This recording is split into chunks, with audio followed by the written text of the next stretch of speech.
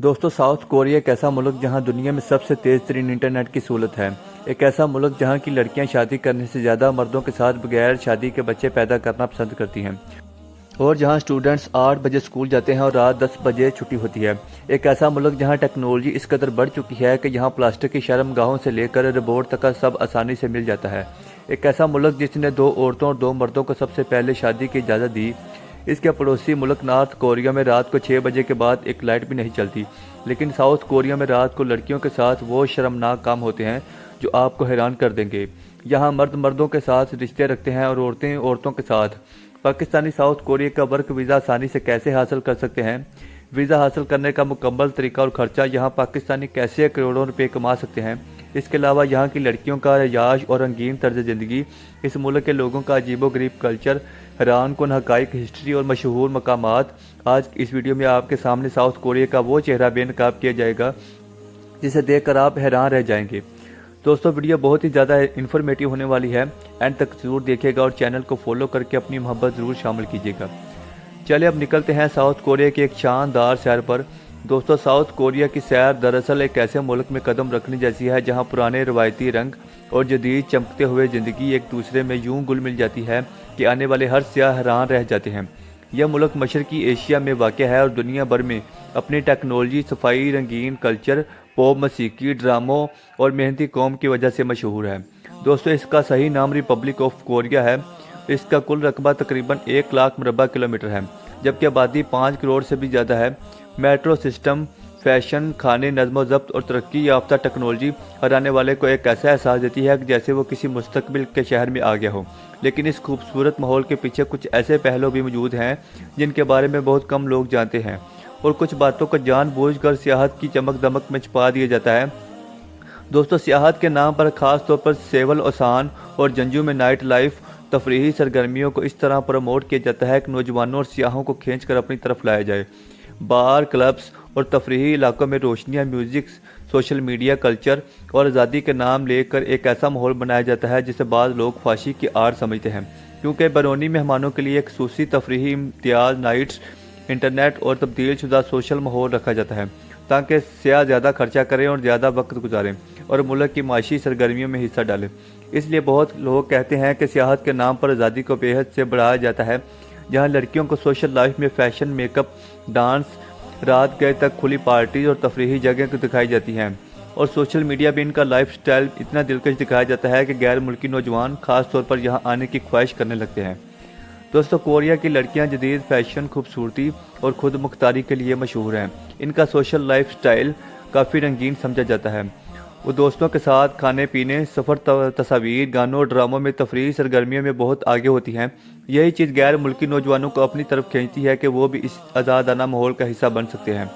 बाद एजेंसियाँ और गैर सरकारी ग्रुप सोशल मीडिया के जरिए टूर, नाइट्स, इवेंट्स और ऐसे माहौल को तशहीर करते हैं जिससे बैरूनी नौजवानों को ये लगता है कि कोरिया एक फ्री लाइफ स्टाइल वाला मुल्क है।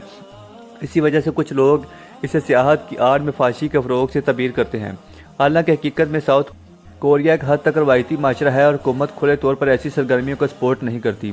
यह सबसे ज़्यादा प्राइवेट कारोबारों के जरिए सियाहों को मतवज्जा करने का तरीका है। दोस्तों, साउथ कोरिया में आबाद मज़ाहब में सबसे ज़्यादा तादाद इन लोगों की है जो खुद को किसी मज़हब से वाबस्ता नहीं कहते। इनकी तादाद तकरीबन 55 से 60% है। ईसाई भी बड़ी तादाद में मौजूद हैं। नॉर्स्टर्न तकरीबन 20% और कैथोल तकरीबन 10 से 12% हैं। इसके अलावा बुद्ध मत के मानने वाले भी 15 से 20% के दरमियान हैं, जबकि मुसलमान यहाँ बहुत कम तादाद में मौजूद हैं। इस मुल्क की तारीख भी बड़ी दिलचस्प है। सदियों तक ये खानदानों, बादशाहतों और सल्तनतों में बटा रहा। फिर जापान इसे कई साल तक अपने कब्जे में रखा और दूसरी जंग अजीम के बाद कोरिया शुमाली और जनूबी हिस्से में तकसीम हो गया। दोनों में जंग भी हुई, दुश्मनी भी रही और आज भी ताल्लुकात कशीदा हैं। लेकिन जनूबी कोरिया ने मेहनत, टेक्नोलॉजी और मुस्तकिल मिजाजी के साथ अपनी कौम को तरक्की की जगह पर पहुँचाया और दुनिया की ताकतवर तरीन मशतों में शामिल हो गया। पाकिस्तानी अगर साउथ कोरिया का वीज़ा हासिल करना चाहते हैं तो ये कुछ अहम राह से गुजरना पड़ता है। बुनियादी तौर पर 3 तरह के वीज़े आम पाकिस्तानी लेते हैं: टूरिस्ट वीज़ा, वर्क वीज़ा और स्टूडेंट वीज़ा। टूरिस्ट वीज़ा के लिए आपको बैंक स्टेटमेंट, नौकरी का लेटर, टैक्स डॉक्यूमेंट्स और ट्रैवल प्लान, होटल बुकिंग और रिटर्न टिकट की ज़रूरत होती है। दोस्तों, खर्चा आमतौर पर 20 से 35 हज़ार रुपये के दरमियान हो सकता है और दीगर इंतजाम पर होता है। अगर वर्क वीज़ा तो आपको कोरियन एम्प्लॉइज़ की तरफ से ऑफर लेटर चाहिए। कोरिया में EPS پروگرام کے ذریعے پاکستانی ورک ویزا لے سکتے ہیں، جس میں زبان کا ٹیسٹ پاس کرنا ہوتا ہے۔